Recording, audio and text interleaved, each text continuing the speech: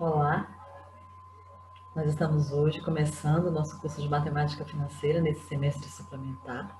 Nessa primeira aula, nós vamos tratar dos conceitos fundamentais. Esses conceitos vão ser utilizados ao longo de todo o curso, não é? E nós vamos aproveitar este momento de apresentar esses conceitos para já ir também fixando a notação. A notação que nós vamos usar vai ser a notação da máquina financeira HP12C, porque é um dos recursos que nós vamos utilizar na resolução de exercícios. E aí, quando a gente utiliza a mesma notação, não é? Aqui para a dedução das fórmulas, já fica mais simples, porque vocês já ficam familiarizados com essas funções quando vocês precisarem pegar na máquina, tá bom? Então, vamos lá, vamos começar com o conceito de capital, tá? Para a matemática financeira, capital é valor associado a um bem, expresso em alguma moeda e localizado no tempo. Tá? Então, essa informação do valor localizado no tempo, esse par de informações formam o capital. Isso significa, por exemplo, que se eu digo o seguinte, considere um capital de R$1.000 em espécie. Eu estou falando de R$1.000 disponível hoje, agora, neste momento. Este capital é diferente, por exemplo, de um capital dado da seguinte forma. Considere uma duplicata no valor de R$1.000 com vencimento para daqui a 30 dias. Vencimento em um mês. Tá? Então, são dois capitais distintos. Um é R$1.000 disponível agora, na data de hoje, e o outro é R$1.000 disponível só daqui a 30 dias. É neste sentido, não é? Que nós estamos falando que o capital em matemática financeira vai ser sempre um conjunto dessas duas informações. Tem que vir um valor, não é? Localizado no tempo, fixado numa data. Essa data pode ser a data de hoje, pode ser uma data anterior, pode ser uma data futura. Tá? Nós vamos trabalhar com esses capitais nas operações financeiras, não é? Trabalharemos com operações de empréstimos, financiamentos, compras a prazo, investimentos, etc. Então, através dessas operações financeiras, o valor do capital, o valor dos capitais, varia em função desse deslocamento no tempo. Tá? Uma operação financeira faz exatamente isso. Ela provoca uma variação no valor do capital pelo seu deslocamento no tempo. Essa variação provocada pelo deslocamento do tempo é que é o objeto de estudo da matemática financeira. Tá? E, no caso de uma operação financeira, o capital no início da operação, a gente vai sempre chamar de valor atual ou valor presente, e vai denotar por PV. E o capital ao final da operação, a gente chama de valor futuro e denota por FV.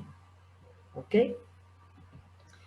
A primeira operação que nós vamos estudar é a operação de capitalização.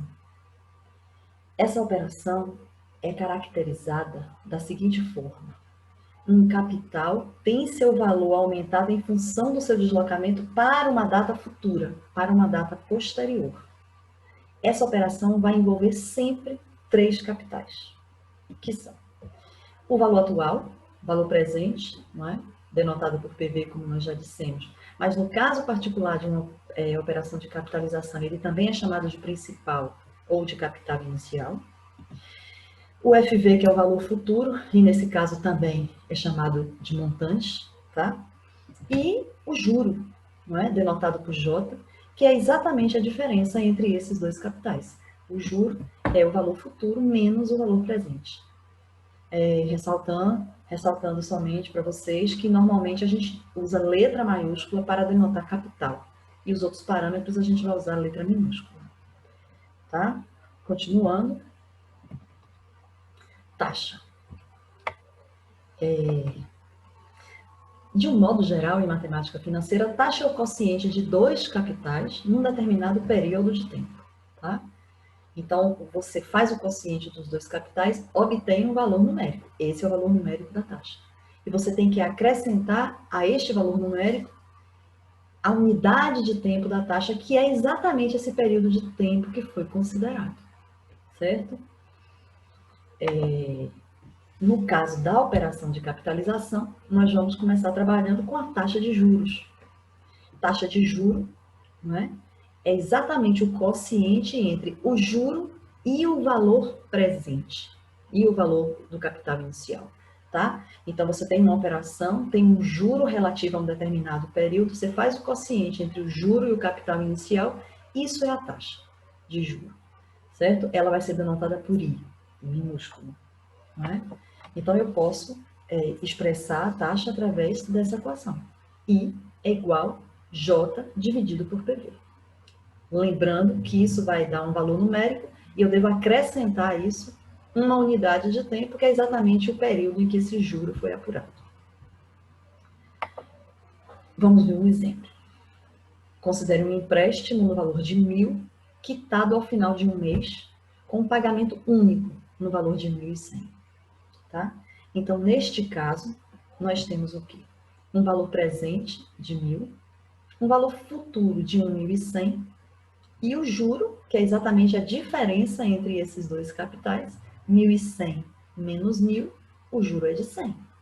Então, neste caso, conhecendo o PV, valor presente, e o juro, não é? E sabendo que esse juro foi apurado num período de um mês, a gente pode, então, encontrar a taxa de juros dessa operação.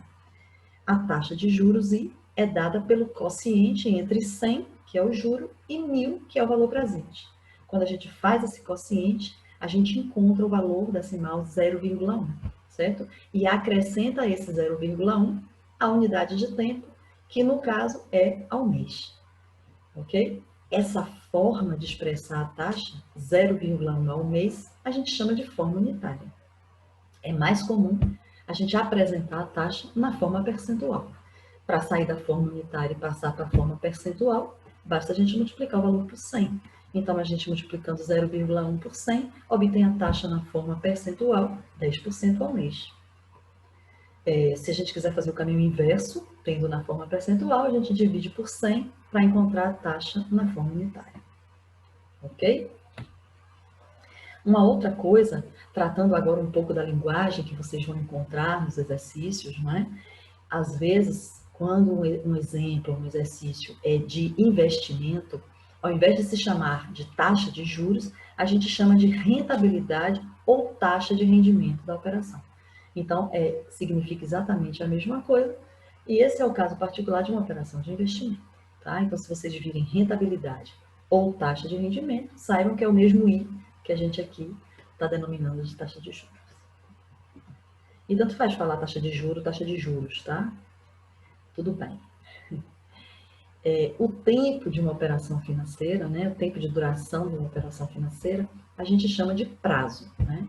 Prazo da operação é exatamente o tempo que dura essa operação. Quando a gente trata de cálculos envolvendo prazo, a gente tem 3 formas de contar esse tempo, certo?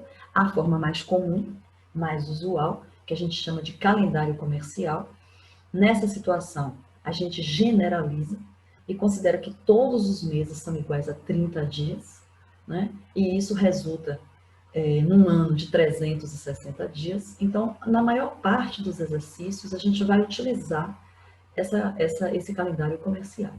Excepcionalmente, em algumas questões, a gente pode considerar o calendário civil. Neste calendário, a gente vai considerar o número exato de dias de cada mês, tá? Então, a gente vai considerar janeiro com 31, fevereiro com 28 ou 29, a depender do ano ser ou não bissexto, e aí março com 31, abril com 30, maio com 31, junho com 30, julho com 31, agosto com 31. São os únicos 2 meses seguidos de 31, não é? E aí vem setembro com 30, outubro com 31, novembro com 30 e dezembro com 31. Essa quantidade de dias de cada mês vai resultar num ano de 365 dias ou de 366 dias, se for o caso do ano bissexto, por causa do mês de fevereiro, que tem um dia a mais. É importante vocês saberem, não é? Vocês conhecerem essa questão, vocês saberem que um ano é bissexto. No caso 2020, por exemplo, é um ano bissexto, tá? Então, no caso de 2020, observe que fevereiro foi de 29 dias, correto? E a última forma de contagem de tempo, que é a que a gente utiliza menos, muito excepcionalmente que a gente vai utilizar, é o calendário dos dias úteis. Isso porque algumas operações de investimento rendem juros apenas nos dias úteis, e aí, nesse caso, você faz exatamente a contagem civil, contando o número de dias exatos de cada mês, mas você tem que excluir, neste caso, os sábados, domingos e os feriados nacionais. A gente vai ver isso através de exemplos mais lá à frente. Tá? Normalmente, quando a gente não especifica o calendário, isso acontece na maior parte dos casos, a contagem vai ser sempre a comercial. Né? O mais comum é considerar um mês de 30 dias. Agora, tem uma exceção importante. Se um exercício traz o prazo expresso como dia, mês e ano que começa a operação, dia, mês e ano que termina a operação, isso indica que você tem que fazer a contagem exata do número de dias, ou seja, utilizar o calendário civil, tá? Vamos fazer um exemplo agora para mostrar para vocês. O exemplo é o seguinte: vamos calcular em número de dias o prazo de uma operação com início em 12 de janeiro de 2020 e término em 22 de maio de 2020. Bom, neste caso, vamos lembrar, janeiro é mês de 31, não é? A gente vai ter que fazer essa contagem separando mês a mês, já que os meses têm diferentes números de dias.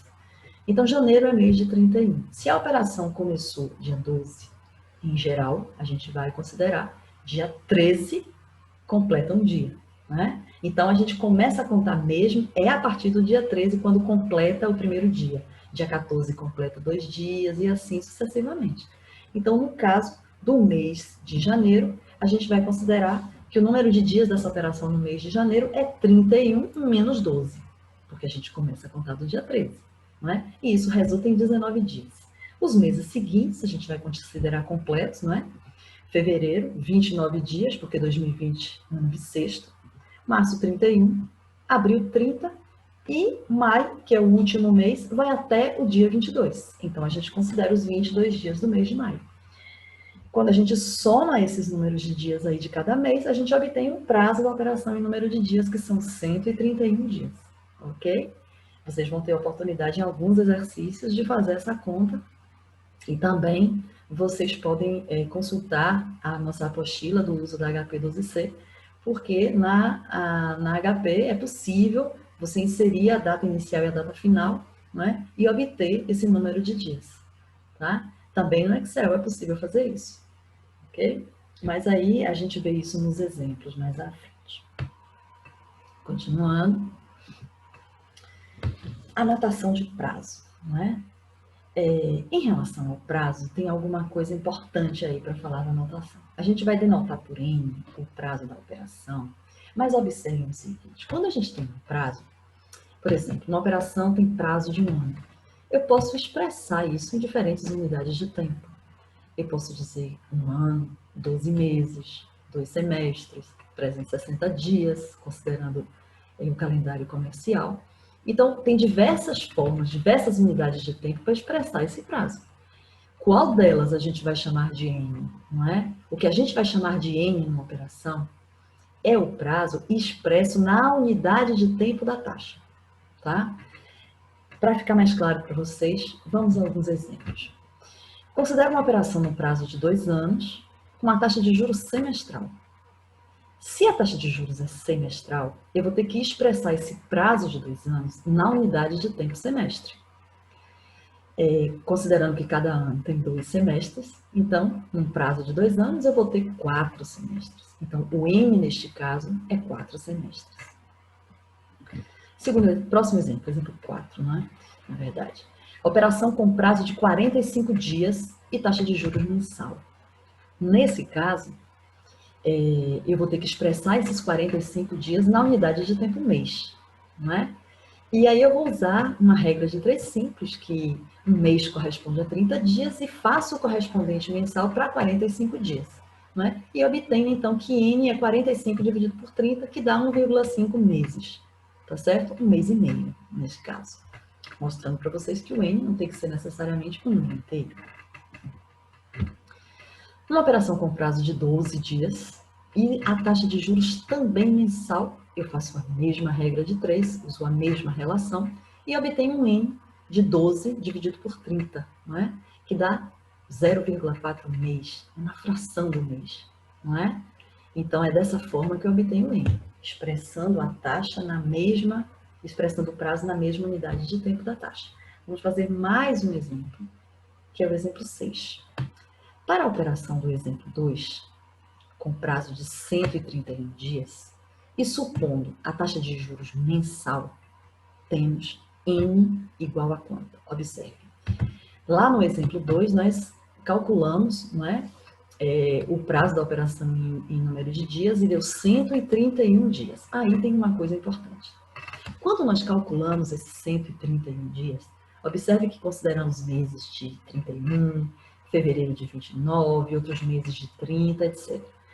Agora, se eu tenho uma taxa mensal e eu preciso expressar o N, a única possibilidade que eu tenho é de usar a relação comercial. Apesar dessa contagem ter sido feita no calendário civil, não é? Na hora de converter esse número de dias à unidade de tempo de uma taxa que é mensal, não é? Eu simplesmente vou pegar os 131 dias e fazer como eu fiz nos outros dois casos anteriores e dividir por 30. E vou obter um N igual a 131 dividido por 30 meses. Também não fiz a divisão neste caso. Por quê? Porque nos exemplos anteriores, eu tinha um quociente que gerava um decimal exato, mas nesse caso eu tenho uma dízima, né?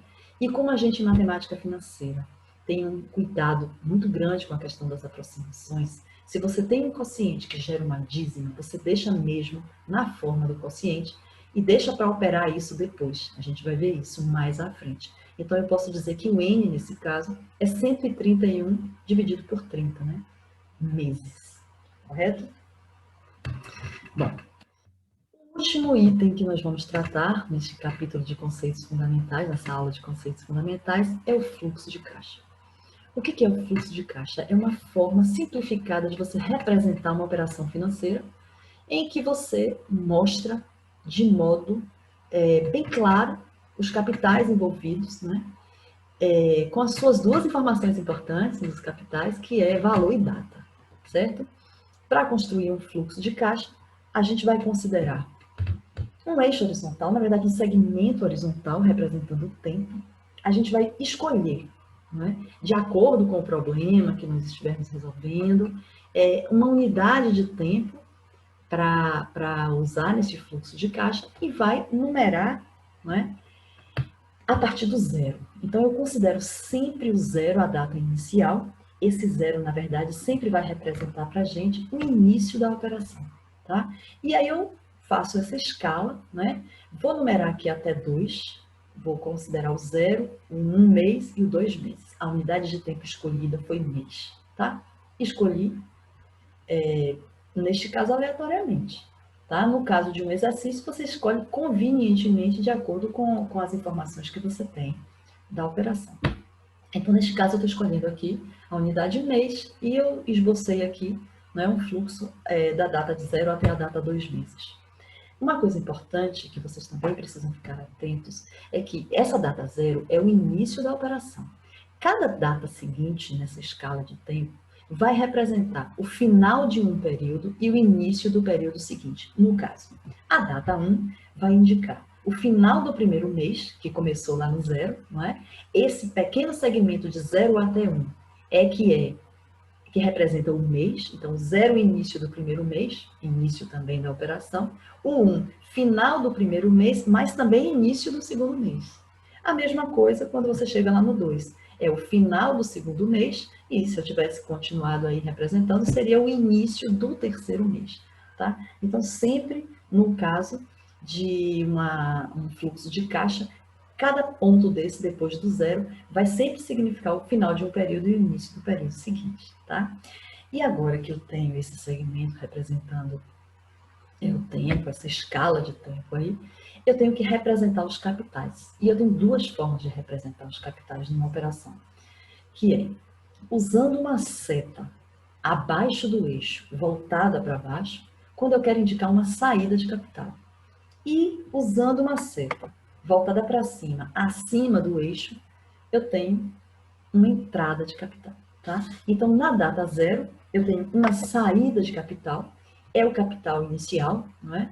É o capital com que eu estou começando a operação, é o PV, e lá na data 2 eu tenho o valor futuro dessa operação, que é o término, né? Período de 2 meses a operação. Então, observe que neste caso, este fluxo de caixa vai sempre representar um ponto de vista. Por exemplo, suponha que isso fosse uma operação de empréstimo. Eu estaria representando neste fluxo de caixa o ponto de vista de quem emprestou o capital, porque quem emprestou o capital na data zero tem uma saída de PV, não é? E quando completar 2 meses, que é o prazo da operação, você tem uma entrada de FV. Se fosse o ponto de vista do tomador do empréstimo, eu teria que inverter as duas setas, tá? Então, na data zero, eu teria uma seta voltada para cima, acima do eixo, não é? Representando o capital que foi recebido, né? Do ponto de vista do tomador do empréstimo. E na data 2, seria uma saída que representaria o pagamento desse empréstimo, tá? Continuando, vamos fazer agora um exemplo de fluxo de caixa, ok? Tá direitinho, vocês estão enxergando, né? Considere a compra de um bem cujo valor à vista é 1.000, com uma entrada de 500 e uma prestação de 600, 2 meses após a compra. Represente num fluxo de caixa a compra a prazo e calcule a taxa de juros da operação, ok? Então, observe. Neste caso, você tem o fluxo de caixa da compra a prazo, da compra. O que significa que eu estou pedindo para fazer o fluxo de caixa do ponto de vista do comprador, correto? Senão eu diria, represente no fluxo de caixa a venda a prazo. Aí seria o ponto de vista do vendedor. Então, como é o fluxo de caixa da compra, eu tenho que representar nesse fluxo as saídas de capital, quando eu faço uma compra, e naturalmente, quando eu faço uma compra, as saídas de capital são os pagamentos que eu vou efetuar, neste caso 2, não é? Um que é dado como entrada, quer dizer, na data zero já tem um pagamento, e um outro 2 meses depois. Então, essas serão as saídas de capital. E quais serão as entradas de capital? Na verdade, tem uma entrada de capital, não é? Neste caso aí, a entrada do capital é o bem que foi adquirido. Você adquire o bem, então a entrada é o bem, que você representa no fluxo de caixa pelo seu valor à vista, porque eu estou representando ele na data zero, que foi a data da compra, né? Então, vamos lá, vamos esboçar esse fluxo. Eu vou considerar aqui a unidade de tempo mês, o prazo de 2 meses, que foi o prazo dessa operação, correto? E vou representar os capitais. A entrada de capital, que é o bem, não é? Que eu represento aqui pelo seu valor à vista, de 1.000, e os pagamentos, que são um pagamento na data zero e outro pagamento na data 2 meses. O da data zero no valor de 500, o da data 2 meses no valor de 600, tá? Então, este é o fluxo de caixa desta compra a prazo. Lembrem-se que se vocês quisessem representar no fluxo de caixa a venda a prazo, era só inverter as setas. Então, eu teria uma saída de capital no valor de 1.000 na data zero, representando a saída da mercadoria da loja, não é? E 2 entradas de capital, representando os pagamentos, que seria uma na data zero no valor de 500 e outra na data 2 no valor de 600, mas daí estaria com a seta voltada para cima, ok? Bom, além de representar no fluxo de caixa, o exemplo está pedindo também que a gente calcule a taxa de juros da operação, não é? Quando a gente olha o fluxo dessa forma, é meio difícil da gente enxergar o fluxo, a taxa de juros da operação, porque a gente precisa, para calcular a taxa de juros, se vocês estão lembrando bem do que nós acabamos de fazer, a gente precisa do valor do juro e do valor do capital inicial, não é? Então, neste caso, quando a gente tem um fluxo de caixa que tem mais de um capital numa data, ele não é conveniente para a matemática financeira na hora da gente fazer os cálculos. O ideal é que você, a partir desse fluxo de caixa com 2 capitais numa mesma data, gere o que a gente chama de fluxo de caixa simplificado, que é um fluxo de caixa que possui, no máximo, um capital em cada data. E como é que a gente vai fazer isso? É simples. Observe que, se você compra um bem no valor de 1.000, mas você paga uma entrada de 500, significa que a loja que te vendeu o bem está te fazendo um empréstimo dos outros 500 que você não pagou, não é?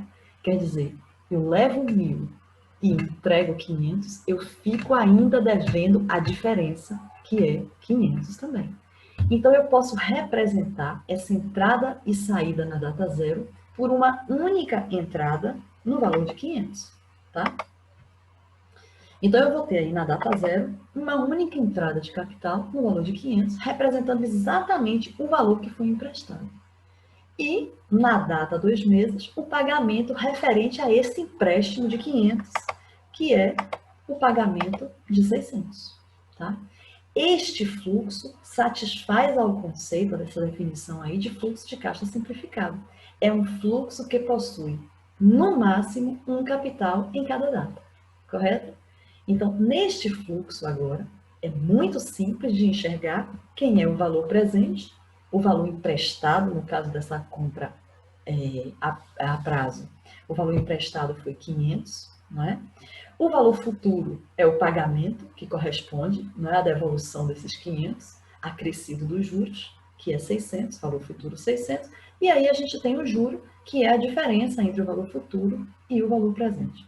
Observe que numa compra a prazo, o valor do bem só é o valor do PV, né, o capital inicial, o valor emprestado, se não tiver pagamento de entrada. Se tiver entrada, eu tenho que abater a entrada, não é, do valor à vista para poder encontrar esse valor emprestado, no caso, que é o PV, tá certo? E aí agora, conhecendo o PV e conhecendo o juro, eu sou capaz então de calcular a taxa de juros dessa operação. Faço o quociente entre 100 e 500 e obtenho então que a taxa de juros é de 0,2 ao bimestre, porque neste caso a operação tem 2 meses, não é? Eu poderia escrever 0,2 em 2 meses, que daria no mesmo, tá? Isso finaliza a nossa aula de hoje. Eu aguardo vocês para a nossa próxima aula.